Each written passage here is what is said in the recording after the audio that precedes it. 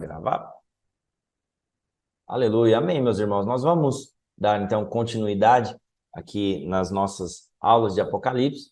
E antes de começarmos o nosso assunto de hoje, eu quero só retomar com vocês aquela linha do tempo para posicionar vocês aonde nós estamos, então, na linha do tempo aqui de Apocalipse. Então, vou abrir aqui para você, vou compartilhar contigo aí, e aí nós vamos falando aqui dessa linha do tempo, né? Então, nós começamos aqui nessa linha do tempo, aqui a partir de Atos capítulo 1, no verso 9, onde fala da ascensão de Cristo. E aí fala dessas duas etapas, né? Que Jesus foi assunto dos céus, ou melhor, da terra até as nuvens, e das nuvens ele foi até o trono de Deus, que é onde ele está hoje, né? Jesus está assentado à direita de Deus Pai Todo-Poderoso. A Bíblia diz também que aqueles que partiram, aqueles que já morreram, eles estão no lugar chamado Hades. E aqui o Hades ele é dividido em duas partes, podemos dizer assim, o paraíso e o inferno. Quem que está no paraíso? No paraíso estão todos aqueles cristãos, aqueles que creram no Senhor Jesus, ou também conhecido como seio de Abraão, né? Só você lembrar daquela história que Jesus conta do rico e o Lázaro lá no livro de Lucas. Então, o rico morreu e foi para o inferno, e Lázaro morreu e foi para o seio de Abraão. Existe um abismo entre esses dois ambientes, digamos assim, da qual quem está aqui no inferno não pode ir para o paraíso e quem está no paraíso não pode ir para o inferno. Ou seja, aqui é um lugar já definitivo, né? De certa maneira. Ou seja, não tem como mudar essa situação. Isso certamente para confrontar todo o ensino equivocado da Igreja Católica, onde diz que alguém, né, principalmente na Idade Média, a respeito das indulgências, onde a pessoa estava ali no purgatório, ele poderia então ser assunto aos céus, ele poderia ser redimido, houvesse certa vez o pagamento, né, da indulgência.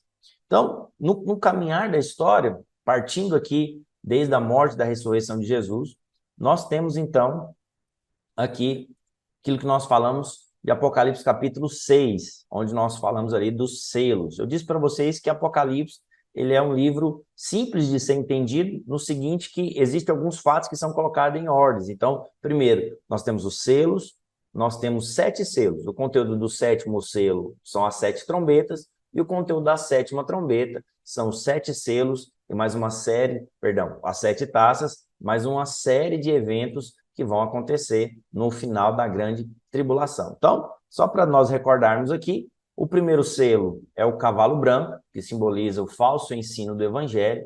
O segundo selo é o cavalo vermelho. O terceiro selo é o cavalo preto.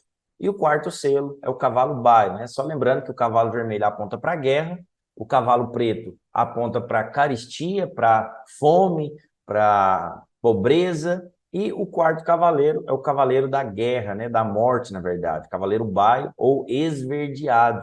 Então, esses 4 selos eles foram abertos consequentemente. Então, à medida que um foi aberto, todos eles foram abertos. Como eu disse, a partir da ascensão de Cristo, esses cavaleiros eles foram, eles intensificaram o seu cavalgar, porque desde que há humanidade, há guerras, né? Desde que há a humanidade, desde que o homem caiu, que a terra passou a produzir cardos e abrolhos, existem sim enfermidades. Então, na verdade, os selos aqui apontam para esse intensificar da cavalgada desses cavalos.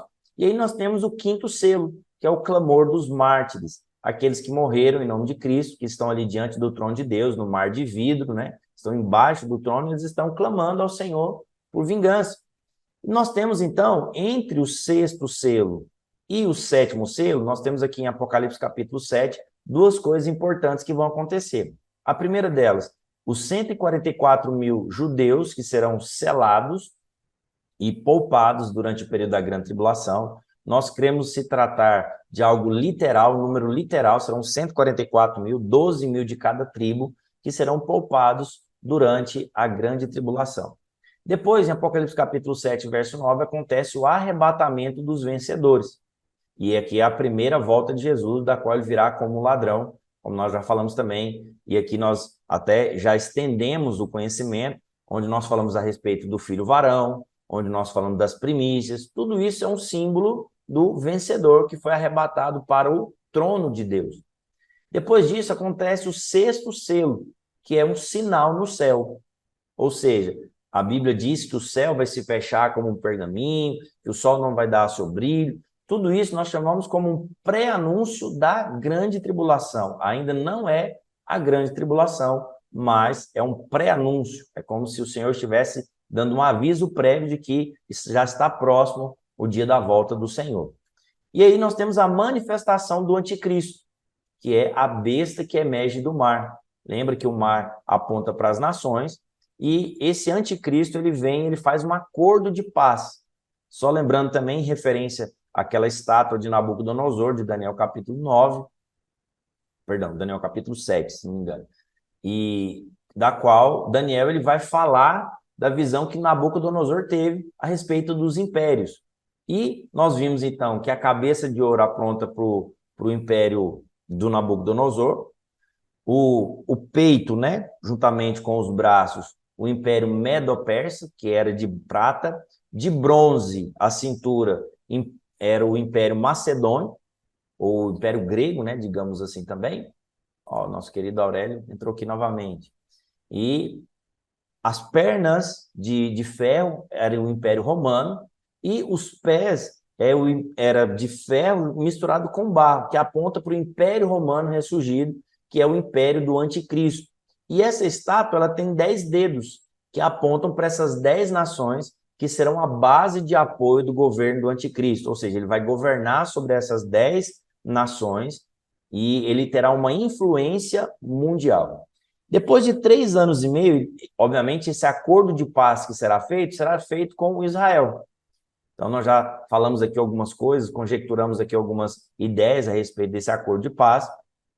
E, ao terminar os 3 anos e meio de falsa paz, acontece algo que nós falamos que é o início da grande tribulação, que é a abertura do 7º selo. Então, quando o 7º selo é aberto, agora vai começar a contar a história de Apocalipse a partir das trombetas. Então, historicamente, aonde nós estamos hoje? Nós estamos entre o 5º e o 6º selo. Nós estamos aguardando esse momento acontecer em algum momento da história, que pode ser daqui a pouco, porque o Senhor Jesus ele vem como ladrão, então a gente não sabe quando vai ser. Pode ser a qualquer momento. Então, nós estamos entre o 5º e o 6º selo. Aconteceu aqui o 7º selo ser aberto. Como que vai acontecer? A Bíblia diz que o anticristo ele vai profanar o templo. Então, o templo lá dos judeus, eles precisam ser reconstruídos. Uma vez que ele for reconstruído, ele vai ser profanado. O anticristo vai colocar a sua imagem lá no templo e ele vai exigir adoração. Ele vai parar os sacrifícios, tudo aquilo que nós já compartilhamos. E aí, a partir de agora, nós temos a história de Apocalipse contada por meio das trombetas. Então, Apocalipse capítulo 8, o 7º selo é aberto e começa, então, as trombetas. A primeira trombeta, 1/3 da terra é atingida. A segunda trombeta, 1/3 do mar vai se converter em sangue, os animais marinhos vão morrer, as embarcações serão destruídas. A terceira trombeta, 1/3 da água doce do mundo será contaminada. E aí nós falamos, né, que pode ser que seja aqui, por exemplo, na bacia amazônica, que é um dos maiores bacias de água doce do mundo. A quarta trombeta, 1/3 dos seres celestiais, né, dos astros celestiais, do Sol, eles serão atingidos aqui até a quarta trombeta. Diz para você que até aqui, a quarta trombeta terá um tipo de explicação natural. Só que a partir da quinta trombeta, as coisas começam a ser sobrenaturais. Porque a quinta trombeta, a Bíblia diz que Satanás será lançado na terra. Aqui, Apocalipse capítulo 9, a Bíblia diz que o grande dragão ele foi lançado na terra. Se você se lembrar de Apocalipse capítulo 12, da mulher que estava para dar à luz ao filho varão, e aí depois que ela dá à luz ao filho varão, ela vem para a terra e ela é perseguida juntamente com o restante dos seus descendentes. E aí a Bíblia diz que o dragão também veio à terra, né? Então, é esse exato momento aqui que Satanás é lançado na terra. E aqui a Bíblia diz que haverá grandes e terríveis coisas que vão acontecer. A morte será tirada, sabe, por 5 meses. Então haverá, de fato, um grande aglomerado de demônios que vão estar aqui para atormentar as pessoas. Só que até então, eles não vão causar danos no sentido de matar as pessoas. Porém, na sexta trombeta, 1/3 dos homens vai morrer. Então, esse período do 7º selo até o estabelecimento do reino de Cristo é um período também de 3 anos e meio, que a Bíblia diz de grande tribulação. A grande tribulação propriamente dita são 3 anos e meio, ok?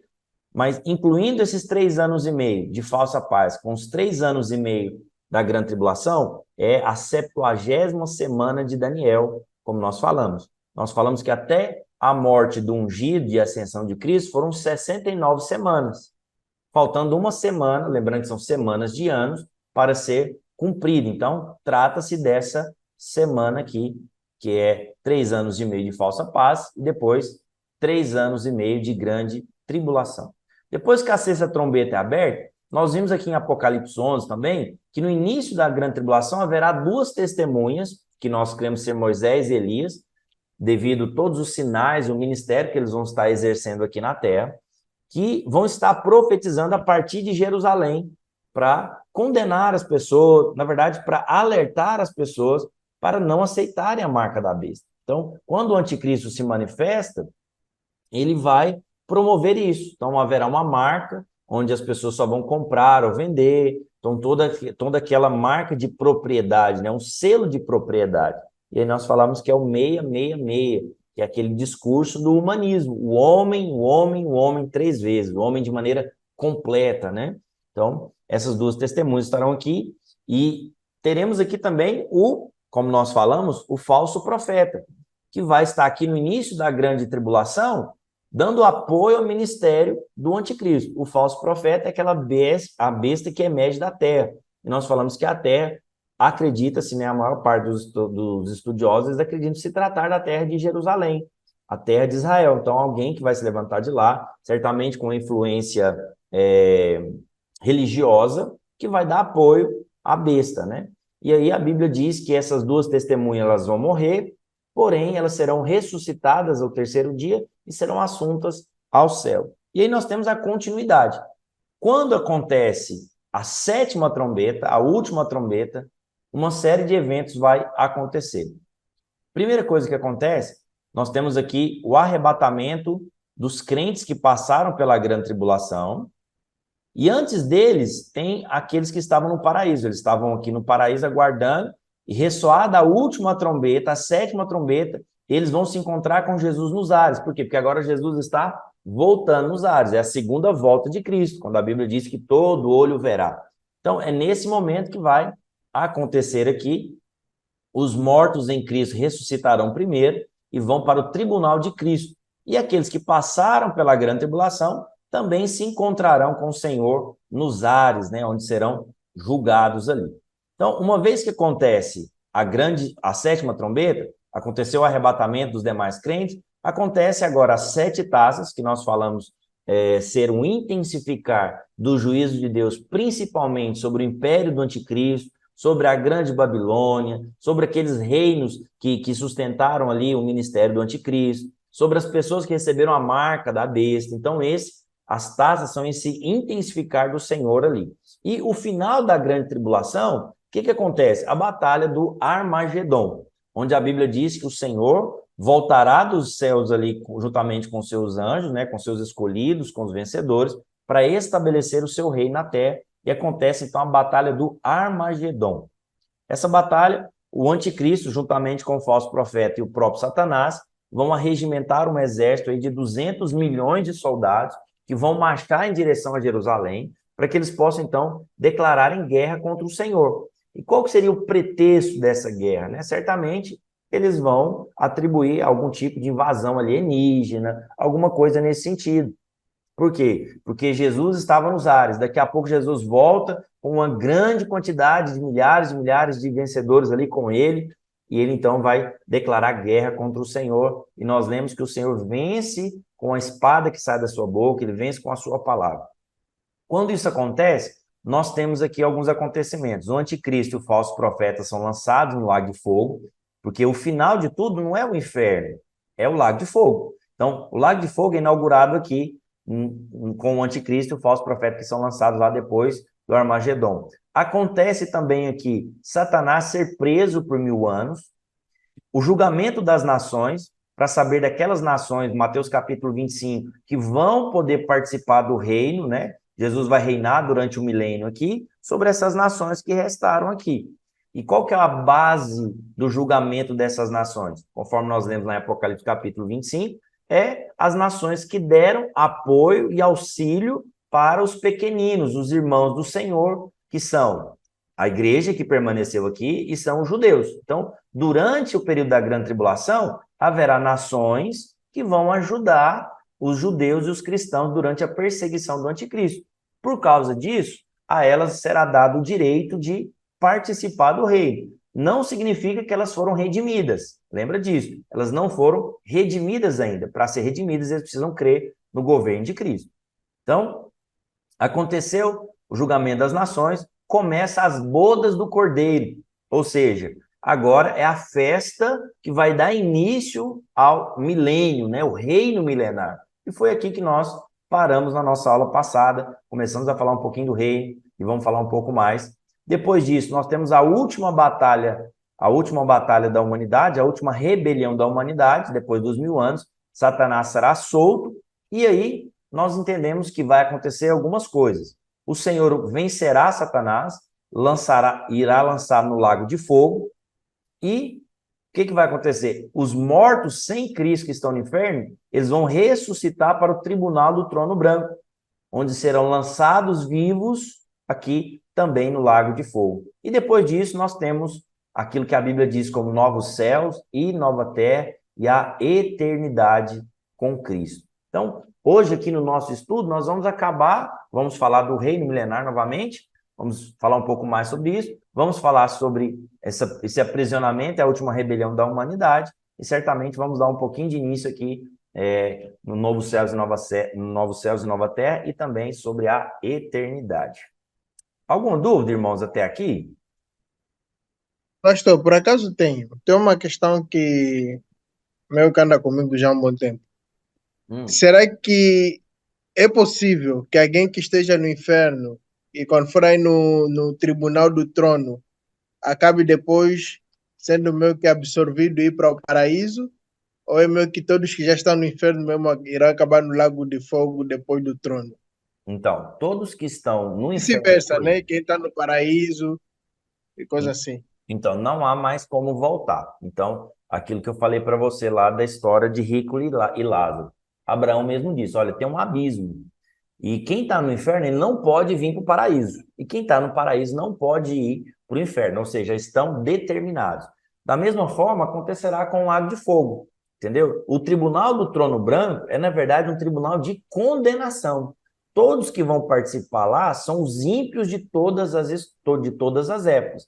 Então, eles são ímpios por quê? Porque não aceitaram a Cristo. E por causa disso serão condenados ao lago de fogo e enxofre. E para eles não tem volta mais, entendeu? Eles já rejeitaram a Cristo. Então, por causa disso, estão sendo lançados no lago de fogo e enxofre. Entendeu? Então poderíamos dizer que aquele tribunal é mais, pelo menos para que já morreram e vão participar lá, é mais espécie de formalidade. Desculpa, eu não entendi.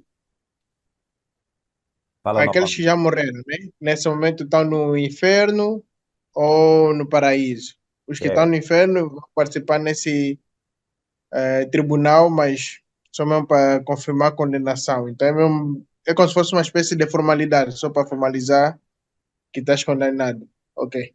Isso mesmo. É uma formalidade, como você disse, mas haverá realmente um julgamento. Aí as pessoas podem perguntar assim, tá, mas vai haver um julgamento? Será porque vai ter algum tipo de diferença? Tipo assim, será que vai ter alguns no inferno vão sofrer mais do que o outro?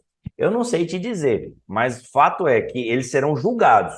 Eles serão julgados e todos serão condenados.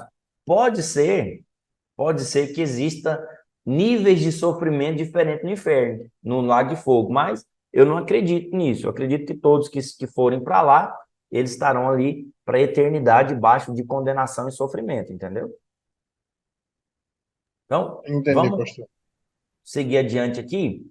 Vamos falar novamente a respeito do reino milenar. Nós começamos a falar na aula passada e aí vamos dar continuidade aqui e vamos explanar um pouco mais como é que vai ser essa questão do reino, né? Lembrando, quem vai participar do reino? Então, quem vai estar aqui? Vamos pensar assim, ó. Imagina que lá no tribunal de Cristo, todos os crentes vão estar lá. Esse tribunal de Cristo, esse primeiro julgamento, que é o tribunal de Cristo, é um tribunal para os filhos. Lá não é lugar de condenação, lá é um lugar de recompensa e galardão. Ou seja, os crentes vencedores, e aí só lembrando, quem são os crentes vencedores? São aqueles que morreram, certamente, o apóstolo Paulo, esses homens que morreram e foram qualificados como vencedores. Aqueles que foram arrebatados antes da grande tribulação, em nome de Jesus, vai ser o nosso caso, em nome de Jesus, ok? Aqueles vencedores que passaram pela grande tribulação. Então, nós temos aqui 3 tipos de vencedores, concordo? Então, aqueles que já morreram, aqueles que estarão vivos aqui no arrebatamento e aqueles que passarão pela grande tribulação. Todos os crentes vão estar lá no tribunal de Cristo. Esses vencedores eles vão receber recompensa, que é o quê? Reinar com Cristo durante os 1000 anos, o reino milenar. E os demais crentes? Os demais crentes estarão fora desse privilégio, da oportunidade de participar do governo. Aonde eles vão estar? Certamente estarão por aqui na terra mesmo, porque o Senhor vai governar literalmente aqui da terra. Então não existe esse certo tipo de pensamento que, por exemplo, o Senhor não vai estar aqui, o Senhor vai reinar de outro lugar. Não, não existe nenhum tipo de entendimento a respeito disso. Nós acreditamos que literalmente o Senhor Jesus vai governar a partir de Jerusalém e os vencedores vão governar com ele. Aqueles que forem os crentes derrotados, digamos assim, eles vão ser governados aqui, eles vão estar aqui na terra. Assim como aquelas nações de Mateus capítulo 25, que foram poupadas porque ajudaram os cristãos e os judeus na perseguição do anticristo. Então, são essas as pessoas que estarão aqui durante o milênio.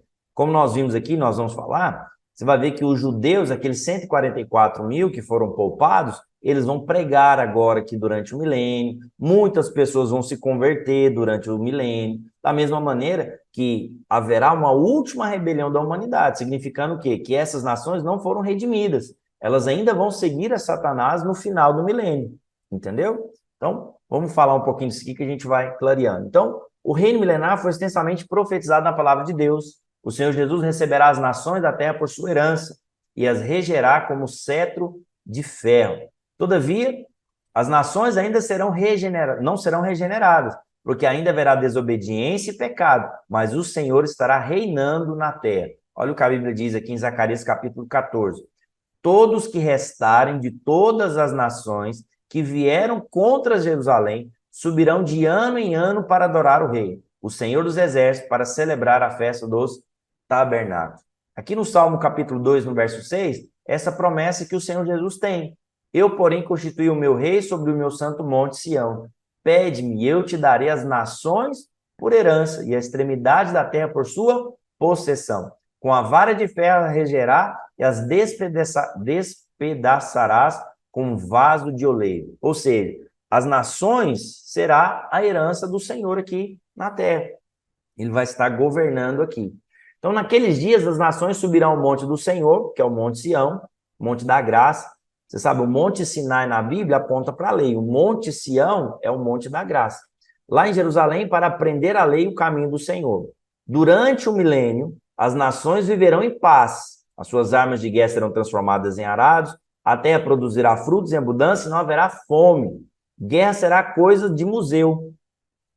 Todas as nações subirão a Jerusalém para adorarem ao rei. Olha o que a Bíblia diz em Isaías capítulo 2.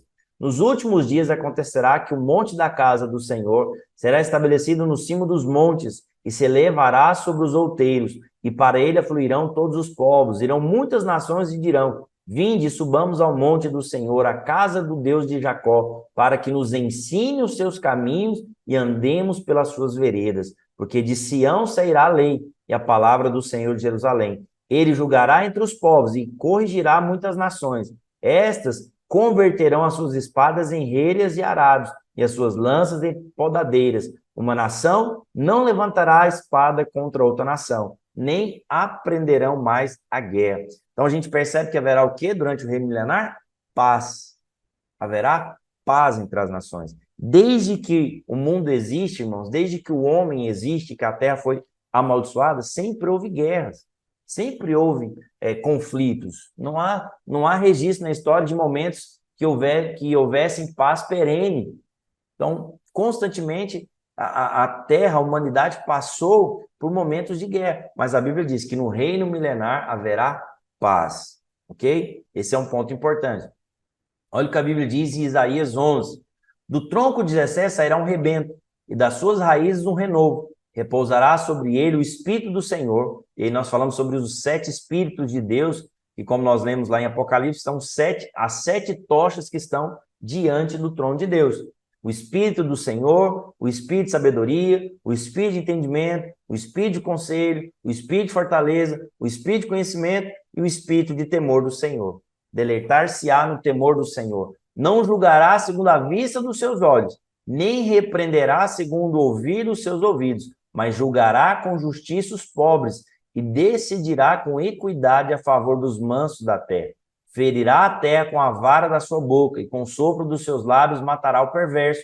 A justiça será o sino dos seus lombos e a fidelidade o cinto dos seus rins. Então, presta atenção. O Senhor, ele não vem... O fato do Senhor vir estabelecer a paz não significa que ele será um juiz que vai, como se diz, fechar os olhos para a necessidade ou para a correção das pessoas. Então, haverá nações aqui? Certamente haverá sim, haverá a corrupção dos homens ainda, a natureza dos homens que estiverem aqui ainda serão naturezas caídas. Elas precisarão se render ao governo de Cristo para serem então redimidas e depois terem eternidade com o Senhor. Então, por isso que a Bíblia está dizendo que o Senhor vai governar. Isso é sinônimo de quê? De governo. Então, ele vai julgar, aqueles perversos serão disciplinados pelo Senhor. Então, imagina o seguinte, nós vemos a dispensação da graça. No milênio, é a dispensação da justiça. O Senhor vai vir para governar. E ele governa com equidade. Ele governa de maneira correta. Ele não é, como nós vemos alguns governantes, né? Ele não é corrupto, ele não é negligente, ele não tapa os olhos para a necessidade das pessoas ou faz vista grossa para o erro das nações. Não, ele vai vir para julgar, ele vai vir para governar. A terra será liberta de toda maldição que o atingiu quando o homem pecou. Sabemos que depois da queda, a terra passou a produzir cardos e abrolhos. E tudo isso, queridos, é sinal de praga, de vírus, de bactérias, mas no milênio elas deixarão de existir. Naqueles dias, os animais carnívoros perderão a sua ferocidade.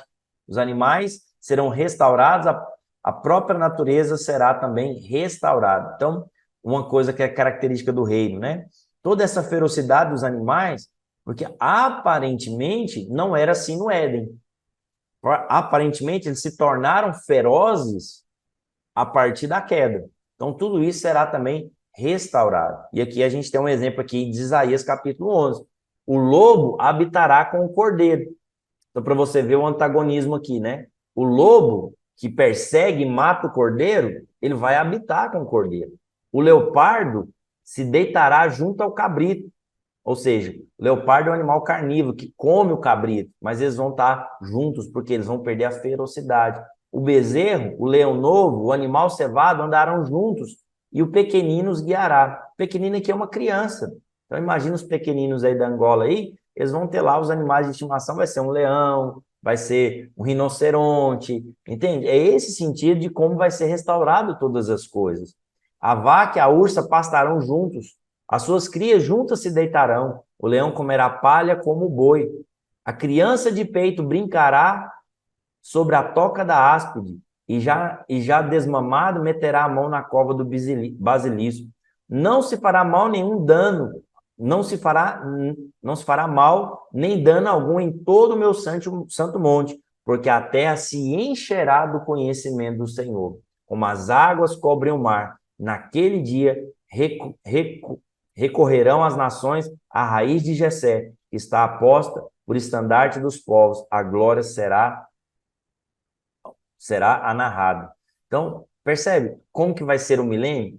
Onde todas as coisas vai ser colocado no lugar. O milênio, o homem será extremamente longevo. A Bíblia diz que não haverá quem morra novo no milênio. Então, o que a gente entende? Que durante o milênio, pessoas vão morrer ainda. Entendeu? Pessoas vão morrer. O reino de Jesus será um reino de justiça e paz. A palavra de Deus declara enfaticamente que essa nova ordem mundial, justiça, paz e prosperidade, tão ansiosamente aguardada pelas nações, somente por meio da paz do reinado de Jesus. Então, sabe, as nações, hoje se fala disso. que nós precisamos ter paz, que nós precisamos ter justiça, prosperidade para todas as nações. Mas isso, querido, só vai acontecer quando o governante for dessa maneira, for justo, for perfeito. Isso só vai acontecer no governo de Cristo. Toda a terra se encherá do conhecimento do Senhor. Olha o que a Bíblia diz aqui em Isaías 65. Não haverá nela mais crianças que vivam poucos dias, nem velhos que não cumpram os seus, porque morrer aos 100 anos é morrer ainda jovem. Então, olha só, a Bíblia está dizendo que quem morrer com 100 anos vai morrer jovem ainda. Então, imagina quão longeva vai ser a vida das pessoas aqui. Agora, presta atenção, essas pessoas não se tratam dos crentes. Entendeu isso? Por quê? Porque, olha só, se você foi arrebatado antes da grande tribulação, a Bíblia diz que você já recebeu um corpo glorificado. Esse corpo glorificado é o corpo que você vai ter para a eternidade, certo? Se você morreu e ressuscitou no final da grande tribulação, quando você ressuscitar, você vai receber também um corpo glorificado, ou seja, a morte já não tem mais poder sobre você. Outra coisa, se você passou pela grande tribulação, você é um vencedor, você vai ter um corpo glorificado. Ou seja, a morte não tem mais poder sobre nós. Então, acredite em mim. O que o texto está dizendo é para essas pessoas que viverão nas nações. Não se trata de crentes aqui. Se tratam das pessoas que vão estar aqui por ocasião do reinado de Cristo. Não se trata de crente, não se trata nem daquele crente que foi disciplinado. Por quê? Porque ele também já terá um corpo glorificado. Então, essa profecia não se trata para mim e para você. Depois que nós ressuscitarmos com Cristo, que nós estivermos na glória, que nós passarmos pelo tribunal de Cristo, nós já somos imortais no nosso corpo. Entendeu? Nós teremos um corpo tal qual o do Senhor Jesus. Deixa eu ver, alguém mandou uma pergunta aqui. Ia perguntar justamente isso. Aleluia. Então, estamos respondendo aqui já no Espírito. Eles edificarão casas e nelas habitarão, plantarão vinhas e comerão do seu fruto. Não edificarão para que outros habitem, não plantarão para que outros comam, porque a longevidade do meu povo será como a da árvore, e os meus eleitos desfrutarão das obras das suas próprias mãos. Esses eleitos aqui, certamente é das nações, daquelas nações que o Senhor permitiu que passasse pelo governo milenar. Não trabalharão debalde, nem terão filhos para calamidade, porque são a posteridade bendita do Senhor. Os seus filhos estarão com ele. E será que antes que clamem eu responderei? Estando eles ainda falando, eu os ouvirei. O lobo e o cordeiro pastarão juntos, e o leão comerá palha como o boi. Pó será a comida da serpente. Então aqui ainda haverá serpente ainda. Não se fará mal nem dano algum em todo o meu santo monte, diz o Senhor. Isaías 65, verso 20. Assim diz o Senhor dos Exércitos, ainda sucederá que virão povos e habitantes de muitas cidades, e os habitantes de uma cidade irão a outra, dizendo, vamos depressa suplicar o favor do Senhor e buscar ao Senhor dos Exércitos. Eu também irei. Virão muitos povos e poderosas nações buscar em Jerusalém o Senhor dos Exércitos e suplicar o favor do Senhor. Assim diz o Senhor dos Exércitos, naqueles dias sucederá que pegarão 10 homens de todas as línguas das nações, pegarão, sim, na orla da veste de um judeu, e lhe dirão, iremos conosco, porque temos ouvido que Deus está convosco. Então, olha só, não haverá muitos judeus no milênio. Se forem salvos apenas aqueles remanescentes, será no máximo 144 mil. Aqueles que foram poupados e selados aqui antes mesmo de acontecer o arrebatamento dos vencedores. Então, as pessoas das nações, quando encontrarem os judeus, vão agarrá-lo e pedir para que eles ensinem a palavra de Deus. Então, essa vai ser a responsabilidade deles. Eles serão sacerdotes de Deus durante o milênio. Enquanto os vencedores, eles vão estar governando com Cristo, seremos como reis, eles serão os sacerdotes, eles que vão estar pregando aqui para as nações, para que elas se arrependam. Então, a gente pode pensar da seguinte maneira, olha, se vai ter pregação, é porque as pessoas que estarão aqui ainda não se converteram. Por isso que vai ter gente pregando, por isso que vai ter gente querendo conhecer a Deus. Então, imagina só, essas nações que não conhecem a Deus, essas pessoas que não conhecem a Deus, quando verem o reino de paz, elas terão interesse em conhecer a respeito desse rei. Por que ele é tão pacífico? Por que ele é tão bondoso? Então, eu imagino que vai ser dessa maneira. Então, essas pessoas das nações, elas vão buscar um judeu para que os judeus as ensinem a respeito desse Deus, a respeito da palavra do Senhor.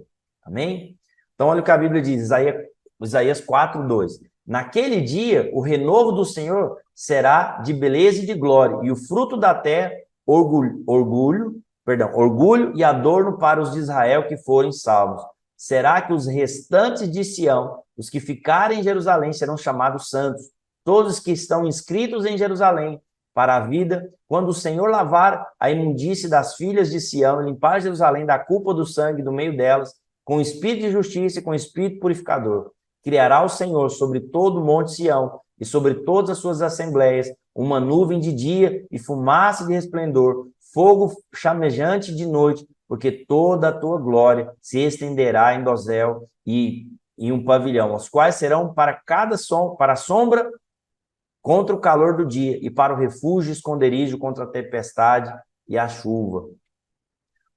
Para que se aumente o seu governo e venha a paz sem fim sobre o trono de Davi e sobre o seu reino, para estabelecer e firmar mediante o juízo e a justiça desde agora e para sempre. O zelo do Senhor dos Exércitos fará isso. Então, você percebe que tudo aquilo que estava sendo profetizado aqui em Isaías, Zacarias, tudo isso que nós estamos lendo aqui, todos esses textos que eu estou lendo aqui com você, estou fazendo questão de ler todos eles com você, é para mostrar para você que foi amplamente profetizado a respeito do milênio, a respeito desse governo, de tudo aquilo que o Senhor vai fazer. Quando a Bíblia cita, por exemplo, o trono de Davi, ele está se referindo ao Senhor. O Senhor é aquele que se assentou no trono de Davi e que nunca mais sairá de lá. Por quê? Porque ele é imortal. Ele governará por direito. Amém? Ele não é um usurpador. Ele toma por direito a sua terra como sua herança e ele vem para estabelecer o seu trono. Olha o que a Bíblia diz, Isaías 61, verso 4. Edificarão os lugares antigamente assolados, restaurarão os de antes destruídos e renovarão as cidades arruinadas, destruídas de geração em geração. Estranhos se apresentarão e apacentarão os vossos rebanhos. Estrangeiros serão os vossos lavradores e os vossos vinhateiros, mas vós sereis chamados sacerdotes do Senhor. Aqui o Senhor se referindo claramente aos judeus que estarão aqui. E vos chamarão ministros do nosso Deus. Comereis as riquezas das nações e da sua glória vos gloriareis. Em lugar da vossa vergonha, tereis dupla honra. Em lugar de afronta, exultarei na vossa herança. Pois na vossa terra pousareis o dobro e tereis perpétua alegria. Porque eu, o Senhor, amo o juízo e odeio a iniquidade do roubo. Dar-lhe-ei fielmente a sua recompensa, e com eles farei aliança eterna. A sua posteridade será conhecida entre as nações, e os seus descendentes no meio dos povos. Todos quantos o virem o reconhecerão como família bendita do Senhor. Aqui, mais uma vez, o Senhor, ele está reforçando essa aliança que ele tem com o povo de Israel. Por isso que é sempre um remanescente. Se você for ver em toda a história de Israel, há sempre um remanescente, uma parte que é poupada. Por quê? Porque Deus tem uma aliança com esse povo. Amém? Então, todos os que restarem de todas as nações que vierem contra Jerusalém subirão de ano em ano para adorar o Rei, o Senhor dos Exércitos, e para celebrar a festa dos tabernáculos. Se alguma das famílias da terra não subir a Jerusalém para adorar, o Rei dos Exércitos não virá sobre ela a chuva. Se a família dos egípcios não subir nem vier, não cairá sobre eles a chuva. Virá a praga com que o Senhor ferirá as nações, que não subirem para celebrar a festa dos tabernáculos. Então, aqui você percebe que, nitidamente, haverá todo esse ritual das nações de buscar o Senhor, de adorar o Senhor, de reconhecerem o Senhor. E certamente, irmãos, outra coisa, daqui a pouco eu vou falar a respeito de cura, né? Que vai ser um tempo de muita cura, na verdade, de plena saúde. Então, o que a gente percebe? Que durante esse reino, essas nações, elas vão ter, sim, que se sujeitar ao governo de Cristo. E aí a gente entende, de certa maneira, qual vai ser também um argumento que Satanás vai usar para convencer essas nações a se rebelarem ainda uma última vez. Por quê? Qual vai ser o argumento dele? Olha, vocês não precisam ter um rei. Vocês mesmos podem se governar. Esse rei aí é um rei fajuto, ele é um rei mentiroso, ele é um invasor. Vocês podem governar a si mesmos. Para que vocês vão subir? Para que vocês têm que ir lá adorá-lo? Vocês devem se adorar. Então, certamente será essa a narrativa que Satanás fará para que ele possa, então, seduzir as nações, né? Os coxos saltarão como cervos E a língua dos mudos cantará, pois águas arrebentarão no deserto, e os ribeiros no ermo. A areia esbraseada se transformará em lagos, e a terra sedenta em mananciais de água. Onde outrora vivam os chacais, crescerá a erva dos campos e juncos, e ali haverá bom caminho, caminho que se chamará o caminho santo. O imundo não passará por ele, pois será somente para o seu povo. Quem quer que por ele caminhe não errarás, nem mesmo o louco. Ali não haverá leão, animal feroz, não passará por ele, nem se achará nele, mas os remidos andarão sobre ele. Os resgatados do Senhor voltarão e virão a Sião, com cânticos de júbilo. Alegria eterna coroarás a sua cabeça, gozo e alegria alcançarão, e deles fugirá a tristeza e o gemido. Então, olha só, a Bíblia está dizendo que os coxos, os mudos, eles serão o quê? Curados. Então, durante o reino milenar haverá cura, haverá disponibilidade de cura para todos os enfermos. Haverá alegria eterna, como diz aqui no final do verso 10. Alegria eterna coroará a sua cabeça. E ele diz, né? E fugirá a tristeza e o gemido. Então, olha só, esse vai ser o reino milenar. Um reino de paz, um reino de prosperidade, não haverá fome, não haverá enfermidades, haverá longevidade, haverá ensino da palavra, haverá interesse das pessoas em aprender da palavra do Senhor. Ok? Então, voltando aqui, no verso 3 de Apocalipse capítulo 20, deixa eu projetar aqui, por gentileza, só um instantinho. Apocalipse. Vou projetar para vocês aqui.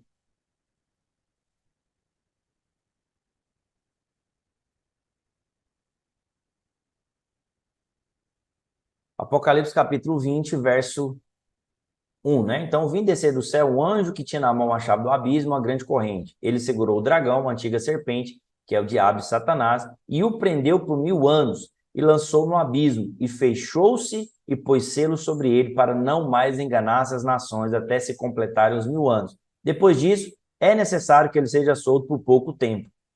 Então, é aqui que nós completamos aqui, deixa eu... Ixi, acho que eu não projetei a Bíblia. Mas amém. Então, logo depois da batalha do Armagedon,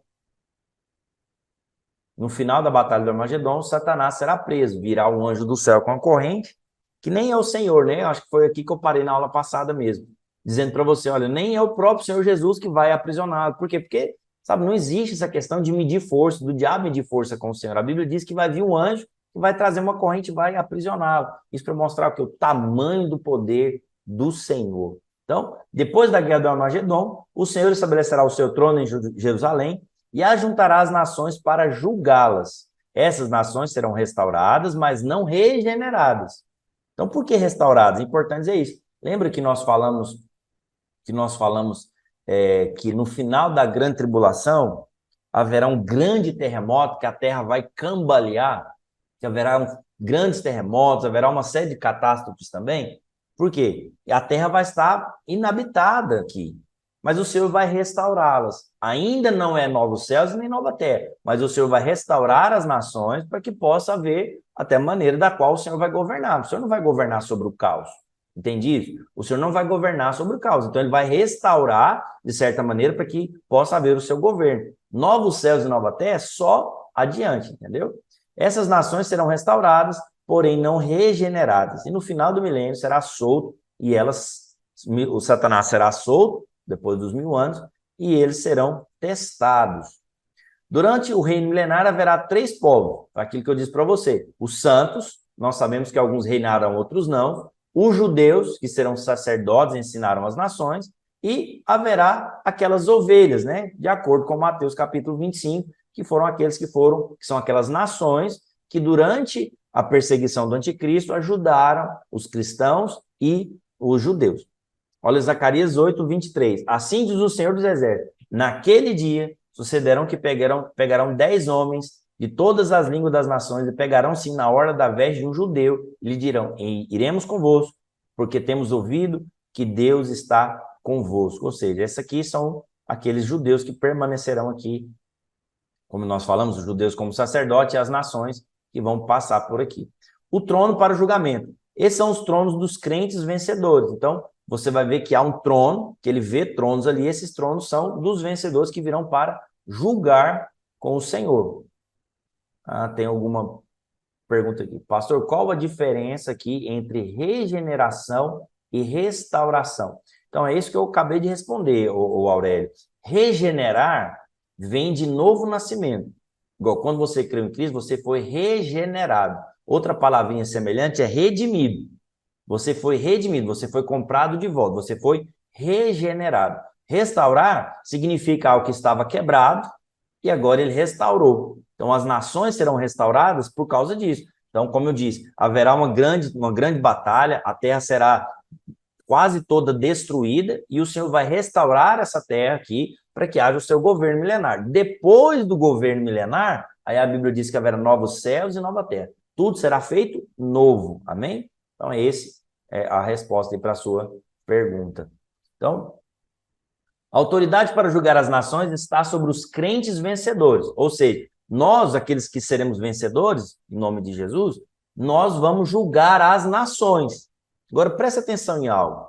Aqueles que atingiram a maturidade é aqueles que vão julgar, que serão os vencedores, que é o filho varão, é a primícia. A grande questão é, alguém que nunca leu toda a Bíblia, com base em que poderá julgar? Essa é uma pergunta que nos faz pensar. Peraí, nós somos vencedores, mas será que nós conhecemos as instituições do reino, por exemplo? Nós sabemos as regras do reino? Nós sabemos como que o povo do reino tem que se comportar? Entende isso? Isso aqui, na verdade, é para dar um choque em nós. Então, alguém maduro, se você é alguém que tem maduro, você é alguém que é maduro, você é alguém que tem que ter conhecimento da palavra, irmão. Agora, como que alguém que não lê a Bíblia, como que você vai julgar as nações assim? Sabe, o Senhor não pode estabelecer como juiz quem nem mesmo conhece a constituição do reino. Entende? Então, aqui mais um ponto importante para que nós possamos avaliar. Uma característica do vencedor. O vencedor é aquele que conhece a constituição do reino. Porque se ele vai reinar, ele tem que saber como vai fazer isso. Então, nós temos aí a primeira ressurreição. A Bíblia diz em João 5:28. Não vos maravilheis disso, porque vem a hora em que todos os que se acham nos túmulos ouvirão a sua voz e sairão. Os que tiverem feito bem para a ressurreição da vida, e os que estiverem praticado o mal para a ressurreição do juízo. Então, presta atenção, aqui ó, tem duas ressurreições. Ressurreição para a vida, está falando de quem? Dos crentes, aqueles que porventura morreram em Cristo, estão lá no paraíso. E essa ressurreição para o juízo, esse aqui fala dos ímpios, aqueles que estão no inferno, que eles vão se encontrar lá no tribunal do trono branco. A palavra de Deus nos ensina que haverá duas ressurreições. A primeira é chamada ressurreição da vida e a segunda, a ressurreição para o juízo. Então, a primeira ressurreição é apenas para os salvos, que acontecerá antes do milênio, por ocasião da volta de Jesus lá no tribunal de Cristo. Então, no tribunal de Cristo, todos os crentes estarão lá, comparecerão lá diante do tribunal de Cristo.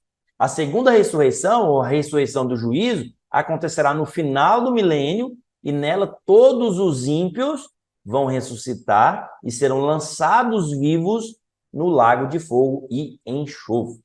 E aí nós temos aqui a última rebelião da humanidade. Vou compartilhar com você aqui para a gente ler a partir do verso 10. Deixa eu ver se eu achar a Bíblia aqui. Vou colocar.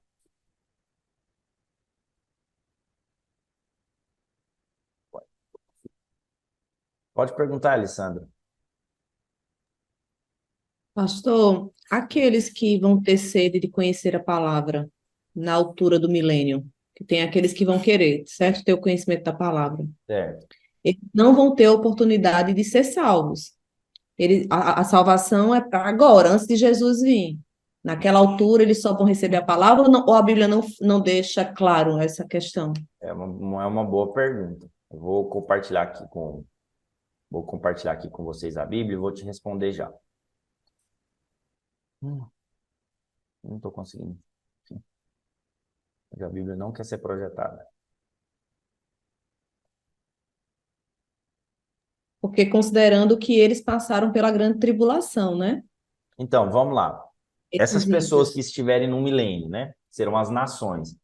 Elas terão a oportunidade de ser salvas? Sim. Elas terão a oportunidade de passar a eternidade com o Senhor? Sim. Desde que elas se submetam ao governo de Cristo. Então, Cristo vai estar reinando aqui. A Bíblia já mostra que haverá uma última rebelião. Ou seja, se eles participarem dessa última rebelião, aí para eles não tem mais solução. Agora, se durante o milênio, imagine que eu sou alguém que passei pela grande tribulação, eu sou aqui do Brasil, até então nunca entreguei minha vida para Jesus, mas estou participando do reino e estou vendo o reinado de Cristo. E eu reconheço como de fato o Senhor. Não, ele é Cristo, ele é filho de Deus, olha o que ele está fazendo, olha o governo de paz. E ali um judeu pregou para mim, olha, você precisa aceitar o Messias, você precisa entregar a sua vida para o Messias, porque depois desse período aqui do milênio, tem a eternidade. E aí eu aceito, falo, não, eu reconheço ele como de fato o Senhor. Aí eu vou ter a oportunidade de ser salvo e ficar para a eternidade. Então, eu vou ter a oportunidade de viver a eternidade com o Senhor, entendeu? Então, durante o milênio haverá salvação? Sim, haverá salvação. E eu creio que haverá muitas pessoas que serão salvas por causa disso. Por causa de verem ali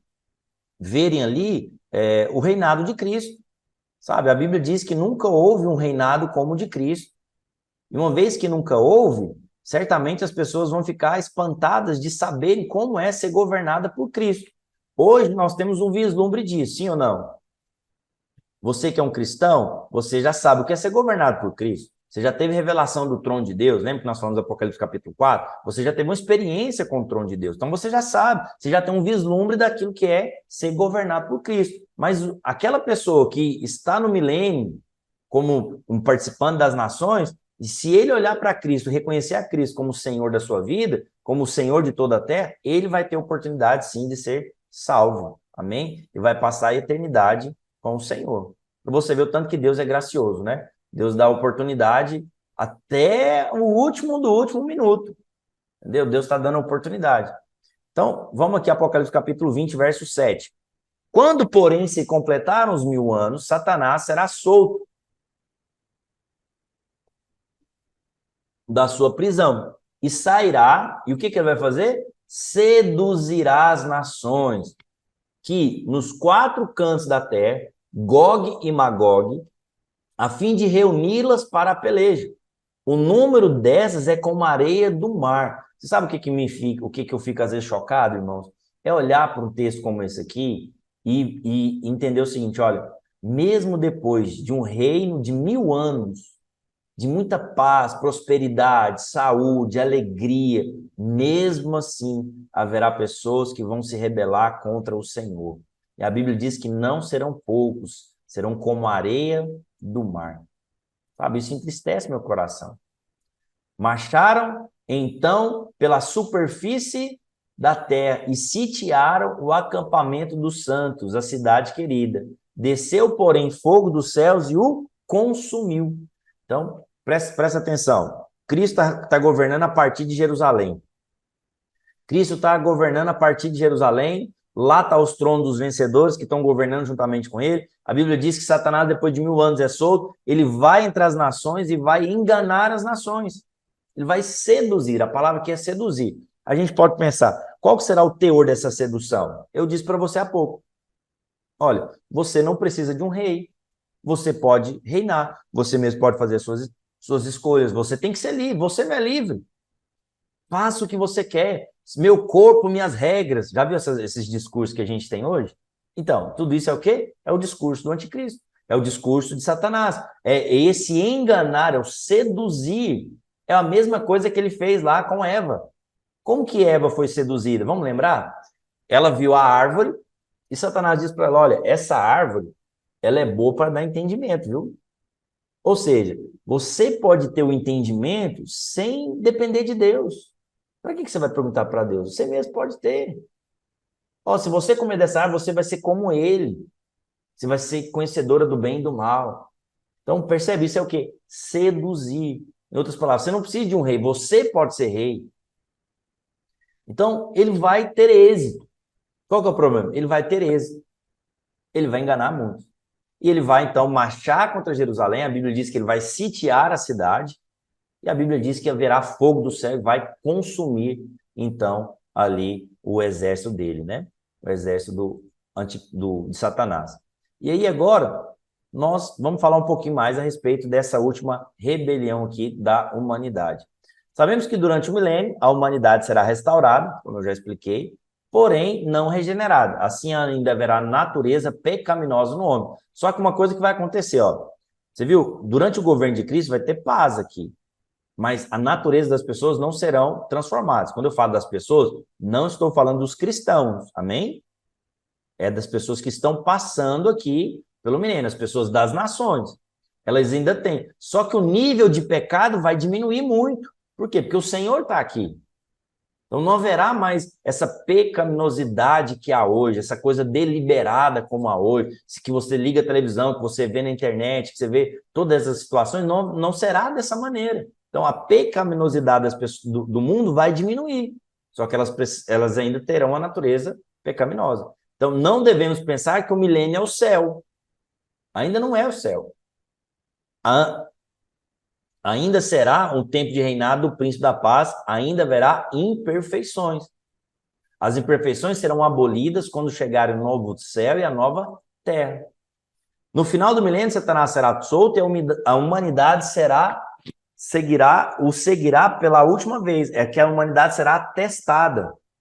Entendeu? Então, na verdade, o soltar de Satanás é um teste para a humanidade. É incrível, então, pensar que o próprio Senhor, como rei, a humanidade ainda se rebelará. E aí nós teremos, então, essa última batalha. E aí acontece o último julgamento, que é o julgamento do trono branco, que é o que nós vamos ler agora, em seguida, aqui em Apocalipse. Então, se você está com a sua Bíblia, pode ir seguindo aí. Então, verso 11. Vi um grande trono branco, e aquele que nele se assenta, cuja presença fugiram a terra e o céu, e não se achou lugar para eles. Vi também os mortos, os grandes, os pequenos, posto em pé diante do trono. Então se abriram livros, ainda outro livro, o livro da vida foi aberto, e os mortos foram julgados segundo as suas obras, conforme o que se acha escrito nos livros. Deu o mar os mortos que nele estavam, a morte, eu não gosto muito desse versículo aqui não, tá? Porque olha o que diz. A morte e o além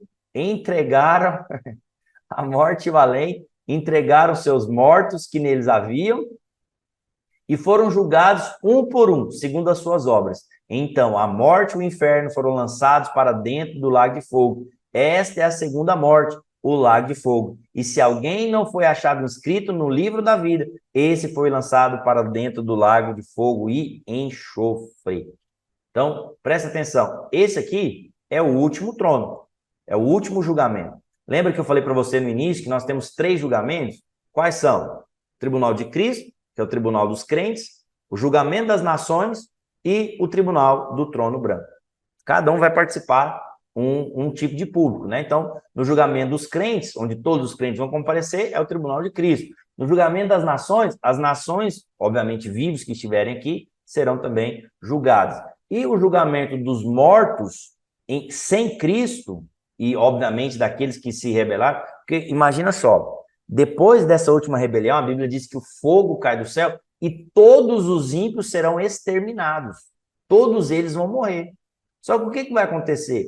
Eles vão ressuscitar e o inferno vai dar os seus mortos para estarem no tribunal do trono branco. Esse julgamento vai determinar o rigor do inferno para cada um deles. Então, pode ser que para cada um haverá um nível mais rigoroso de punição. Quem que é o juiz? O próprio Senhor Jesus. Esse fato é comprovado em muitos lugares da palavra de Deus. Então, o Senhor Jesus é quem vai executar esse juízo. Ele, a essa altura, terá se cumprido, então, aquilo que a Bíblia diz em 2 Pedro 3,10. Vamos abrir aqui para a gente ver, só um instantinho. 2 Pedro 3,10. Olha o que a Bíblia diz. 2 Pedro 3,10. Olha o que a Bíblia diz. Opa. Virá, entretanto, como ladrão no dia do Senhor, no qual os céus passarão com estrepitoso estrondo, e os elementos desfazarão abrasados. Também a terra e as obras nelas serão atingidas. Então, aqui, toda essa parte das profecias a respeito da volta do Senhor haverá se cumprido nessa ocasião. E nesse último julgamento, o que nós percebemos? Que haverá ali, a Bíblia vai dizer, né? Opa, deixa eu chegar lá. Virá, entretanto, como um ladrão, e foi o texto que eu li, e Hebreus 1:11, né? Eles perecerão, tu, porém, permaneces, sim, todos eles envelhecerão, qual veste, também qual manto os enrolarás, e como veste serão igualmente mudados. Tu, porém, és o mesmo, e os teus anos jamais terão fim. Porque aí vai falar da eternidade para nós. Então, só falando agora do julgamento propriamente dito. Será a ressurreição dos ímpios ou a segunda ressurreição? A Bíblia diz que o Senhor vai julgar segundo o nome está escrito. Qual que é a condenação para ser, qual que é a condição para ser condenado? É ter ou não o nome escrito no livro da vida. O que a gente percebe? Que nesse julgamento, todos eles não tinham o nome escrito no livro da vida. Por isso foram condenados. Em 1 Coríntios 15:26, fala que a morte é o último inimigo a ser vencido. O lago de fogo é, na verdade, a grande lata de lixo do mundo. Por quê? Porque depois desse tribunal do trono branco, a Bíblia diz que a morte, que é o último inimigo, será lançada lá. O inferno será todo lançado lá. Satanás será lançado no lago de fogo. Já estarão lá o anticristo e o falso profeta.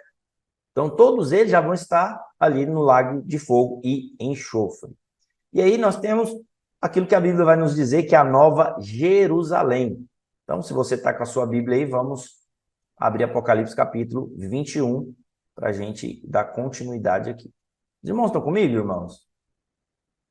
Amém? Glória a Deus. Amém, pastor. Glória a Deus. Apocalipse capítulo 21. Então, depois dessas coisas...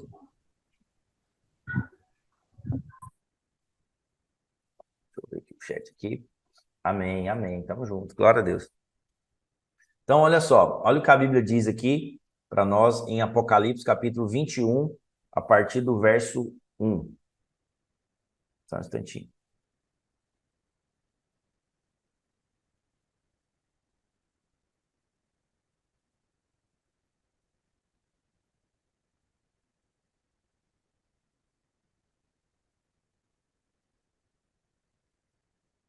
Vi novos céus e nova terra, pois o primeiro céu e a primeira terra passaram, e o mar já não existe.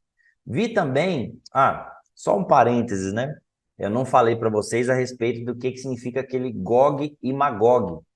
Então, quando nós lemos aqui, ó, deixa eu voltar um pouquinho aqui em Apocalipse capítulo 20, estava falando aqui, ó, e sairá e seduzirá as nações nos quatro cantos da terra, Gog e Magog.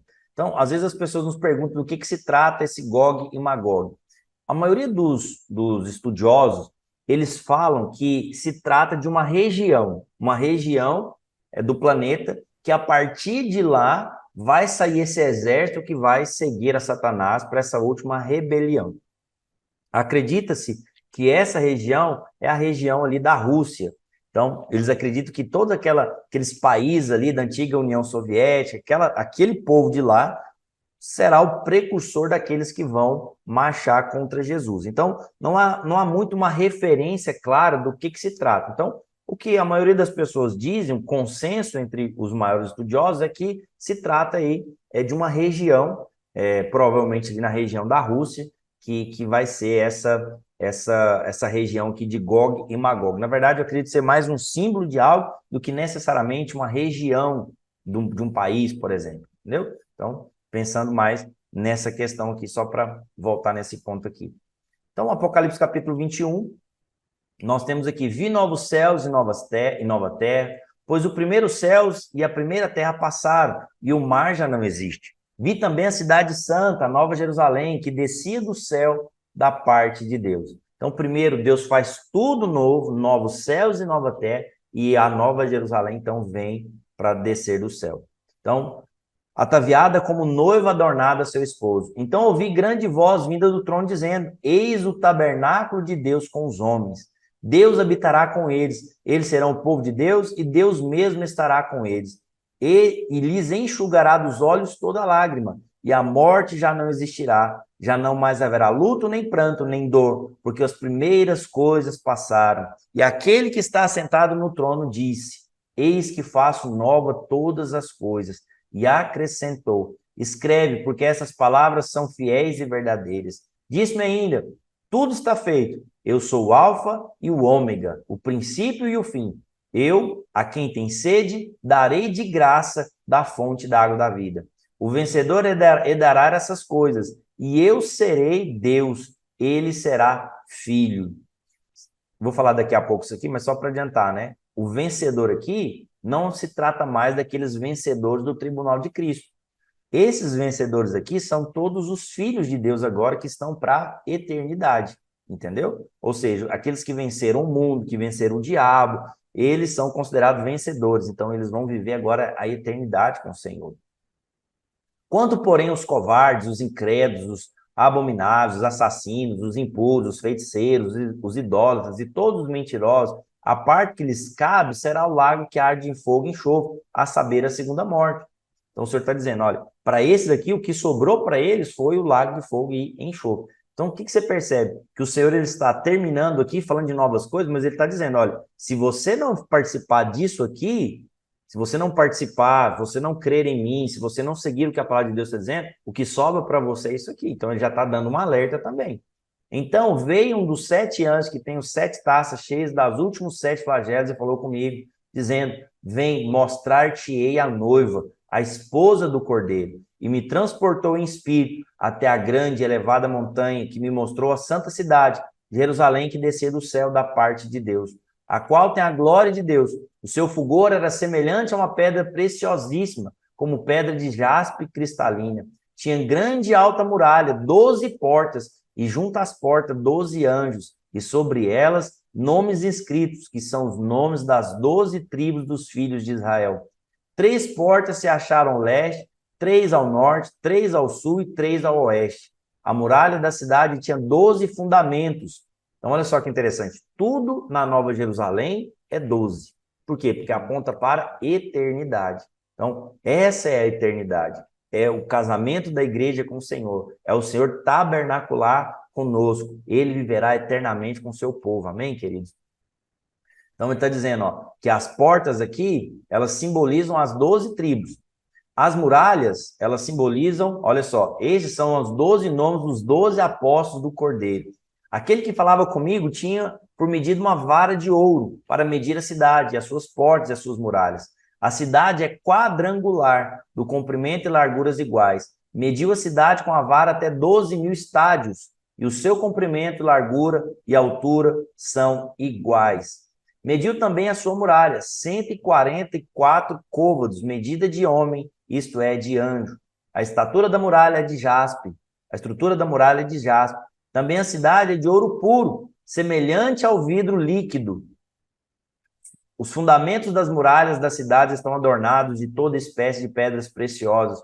O primeiro fundamento é de jaspe, o segundo safiro, o terceiro calcedônio, o quarto esmeralda, o quinto de sardônio, o sexto de sárdio, o sétimo de crisolito, o oitavo de berilo, o nono de topázio, o décimo de crisopraso, um décimo de jacinto, o duodécimo de ametista. 12 de novo, tá vendo? As 12 portas são 12 pérolas, e cada uma dessas pérolas de uma só pérola. E cada uma dessas portas de uma só pérola. A praça da cidade é de ouro puro, como vidro transparente. Nela não vi santuário, porque o santuário, é só para você entender, esse santuário é como se fosse um templo. Então não vai ter templo lá. O templo é o próprio Senhor, o santuário é ele mesmo. Olha que maravilhoso. Nela não vi santuário, porque o santuário é o Senhor, o Deus Todo-Poderoso e o Cordeiro.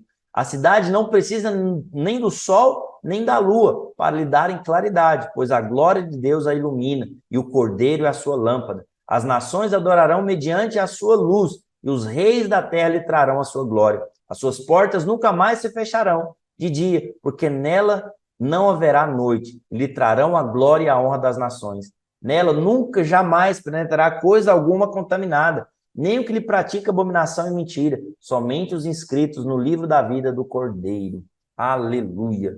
Vamos falar um pouco, então, sobre essa nossa casa futura. Amém, irmãos? É para lá que nós vamos, é para lá que será a nossa eternidade com o nosso Senhor e amado Jesus. Amém? Então, vamos lá, vamos retomar a partir daqui. Então, a Bíblia começa dizendo... A Bíblia começa dizendo que haverá um novo céu e nova terra.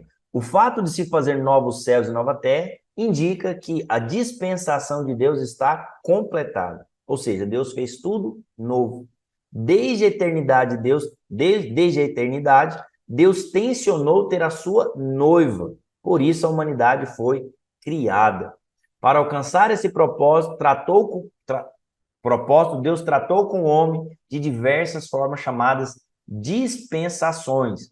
Então, nós podemos aqui mostrar e definir como que Deus lidou com o homem no decorrer da história.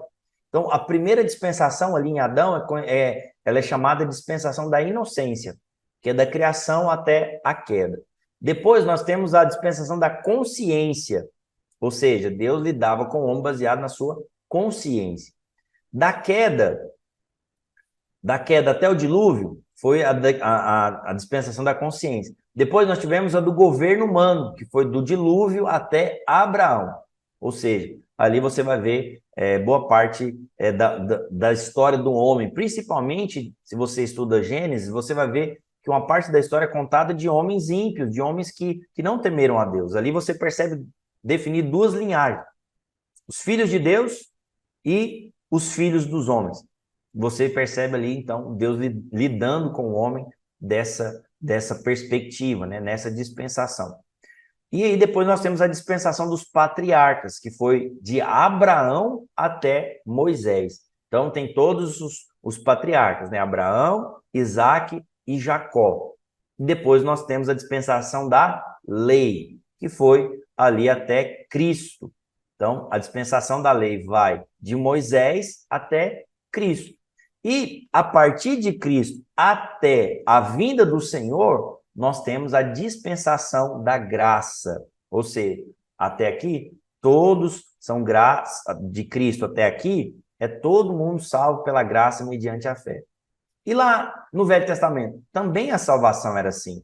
Então, por que Deus mostrou a lei? É importante você entender isso. Por que tinha essa dispensação da lei? Porque Deus mostrou para o homem um padrão. Olha, se você quer se chegar até mim, você precisa cumprir a lei.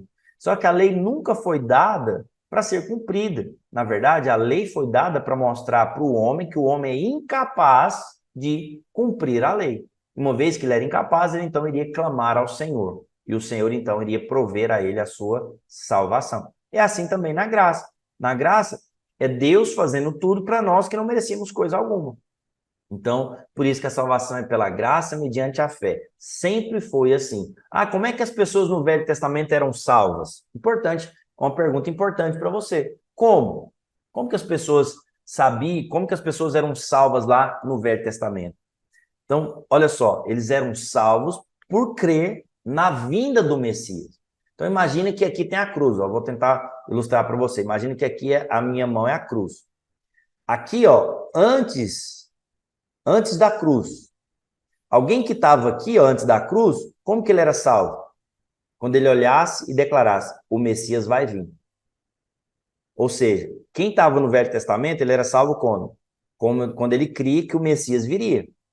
Aí, tem aqueles que estão depois da cruz, a nossa era, digamos assim. Como que nós somos salvos? Quando nós olhamos para trás e declaramos, Cristo veio. Cristo é a nossa salvação. Então, o centro da salvação sempre foi a cruz, tanto na lei, tanto no Velho, quanto no Novo Testamento. Sempre foi a cruz. A cruz é o centro da salvação. Então, depois da dispensação da graça, nós temos a dispensação do reino, que é o governo milenar de Cristo. E aí depois nós temos a dispensação, que é a eternidade, né? Através da última dispensação, Deus completará a sua obra e então virão novos céus e a nova terra. Na última dispensação, o Senhor vai aperfeiçoar Israel e o restante da igreja que não foram aperfeiçoados, que é ali o período do milênio, né? Primeiro céus e a primeira terra. ali do versículo 1. A palavra de Deus nos diz que o velho céu e a velha terra serão queimados e os elementos abrasados se desfarão. Por quê? Porque tantas guerras que se passaram por aqui. Mesmo o Senhor Jesus, durante o reino milenar, restaurando, ainda não será um lugar da qual o Senhor quer habitar. Por isso que ele vai fazer tudo novo. Não se esqueça que mesmo o Senhor Jesus governando aqui, a terra ainda vai estar debaixo de maldição. Mesmo o Senhor governando aqui, ainda haverá pecado. As pessoas, por mais que no reino milenar as pessoas serão longevas, mas ainda haverá morte. Então, só haverá plena paz e plena vida a partir dos novos céus e a nova terra. Por isso que tudo se fez novo. O ponto difícil de explicar, às vezes, é onde estarão as nações quando esses elementos se desfizerem. Sabemos que os novos céus e a nova terra ainda continuarão existindo. Então, certamente, quando essas coisas acontecerem, que elas serão abrasadas, haverá o que sobrar das nações aqui, que será restaurada pelo Senhor. Olha o que a Bíblia diz, Hebreus 1:10. No princípio, o Senhor lançaste os fundamentos da terra, e os céus são a obra das tuas mãos, eles perecerão. Tu, porém, permanece. Sim, todos eles envelhecerão, qual veste, também qual manto os enrolará, e com vestes serão igualmente mudados. Tu, porém, és o mesmo, e os teus anos jamais terão fim. Ou seja, o Senhor declarando que haverá uma restauração. Isso aqui tudo vai ficar velho, mas o Senhor vai fazer novo todas as coisas. Uma característica que a gente percebe, né? Que nesse novo céus e nova terra não haverá o mar.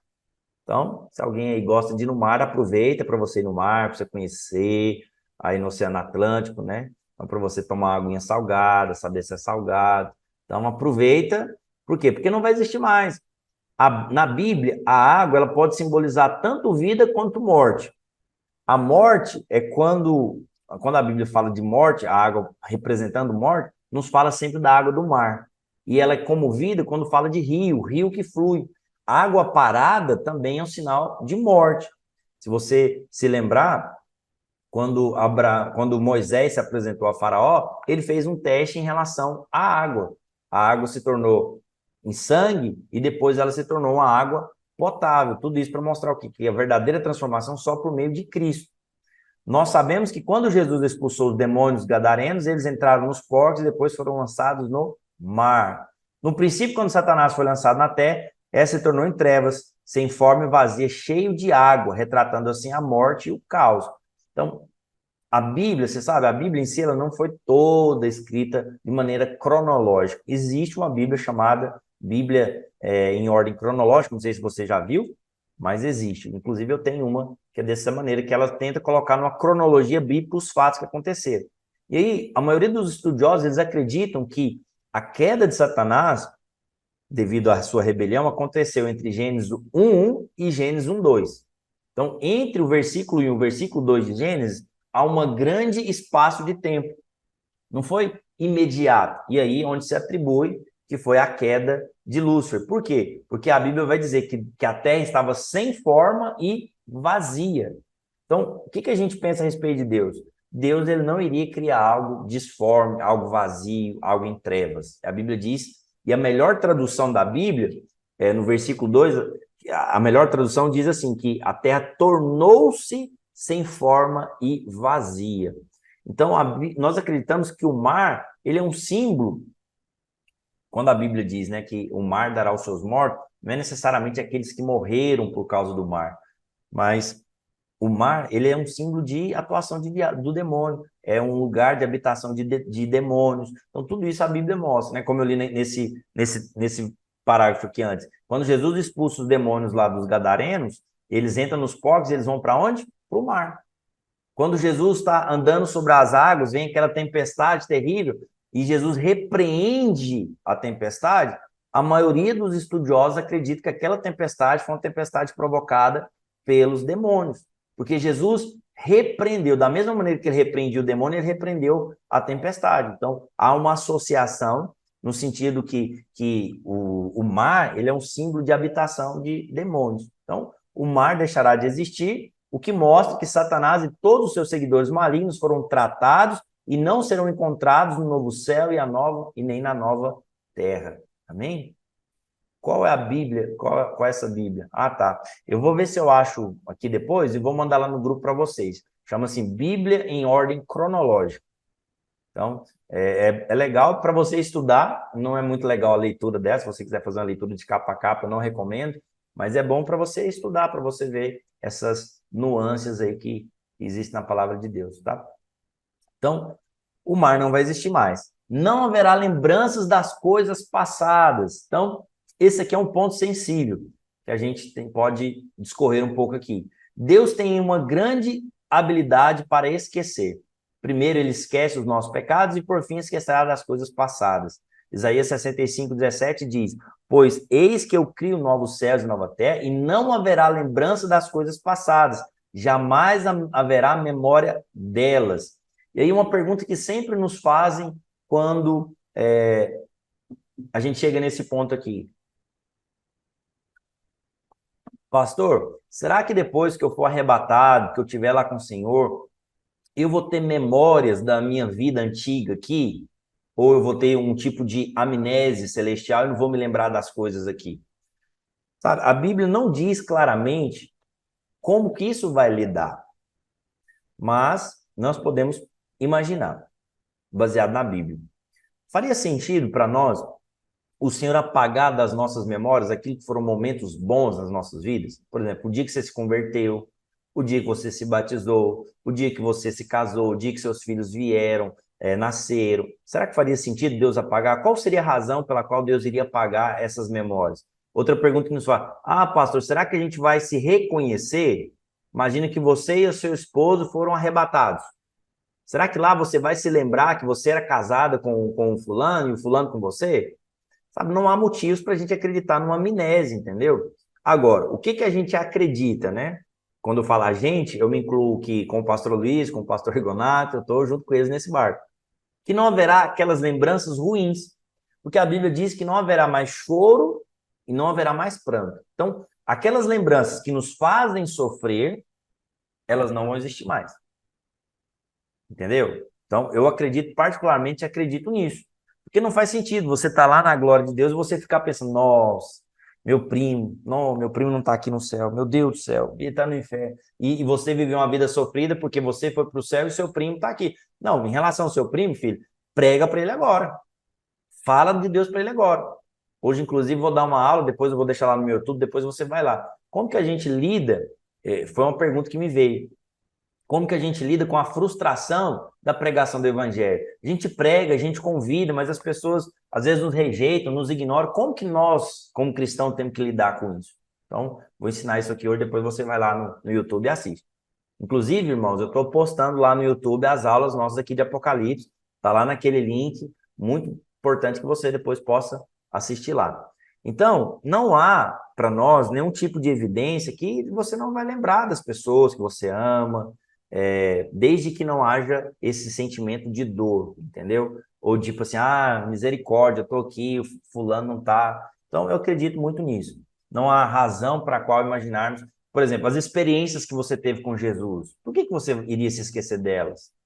Entendeu? Certamente você vai estar ocupado em conhecer o Senhor, vai ter muita coisa para conhecer de Jesus. Então, talvez você não se lembre nesse sentido, porque você vai, de fato, aprender muitas coisas com o Senhor, né? Então, esse é um posicionamento que nós temos. Um lugar de justiça. O novo céu e a nova terra tudo será correto, justo e apropriado. 2 Pedro 3,13 diz: nós, porém, segundo a sua promessa, esperamos novos céus e nova terra, nos quais habita a justiça. Então, tudo aquilo que você entende que hoje ainda haverá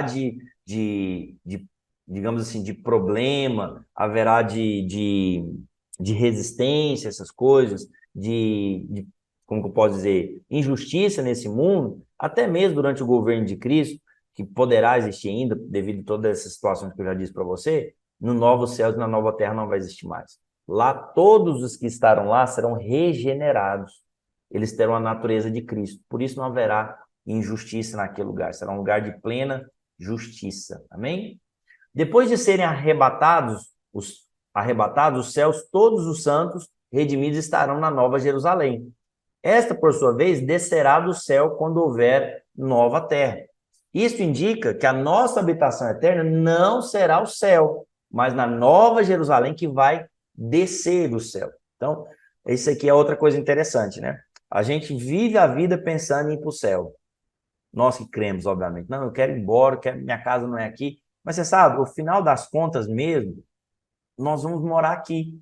Nós vamos voltar com Cristo para estar aqui. Não nessa terra como nós conhecemos, porque haverá tudo novo. Mas a Bíblia diz que a nossa habitação será onde? Na Nova Jerusalém, que vai descer do céu. Ela é plenamente celestial. Então, o fato de ser a noiva parece indicar que ela é um símbolo. Então, a cidade aqui representa a igreja glorificada. Todavia, não podemos afirmar que tal cidade não existirá. Então, existe uma possibilidade de que essa Nova Jerusalém é literal? Realmente ela vai ter algo que vai descer aqui? Pode ser que sim, eu particularmente acredito. Por quê? Porque a Bíblia dá todas as dimensões dela. Então, é como se fosse uma grande construção, que ela tem 12 mil estádios, né? Depois eu vou passar para vocês essa medida exata dos estádios, mas ela é um formato de cubo. Então, mesmo tamanho ela tem da largura, do comprimento e da altura. É um cubo que vai descer do céu. Eu acredito que haverá sim, vai ser literal. Mas pode ser também que seja algo simbólico, apontando para essa igreja que foi glorificada, que os filhos redimidos do Senhor. Essa cidade será a noiva de Cristo e também o tabernáculo de Deus para habitação com o homem. Para Cristo, será a noiva para deleite e satisfação, ou seja, a igreja.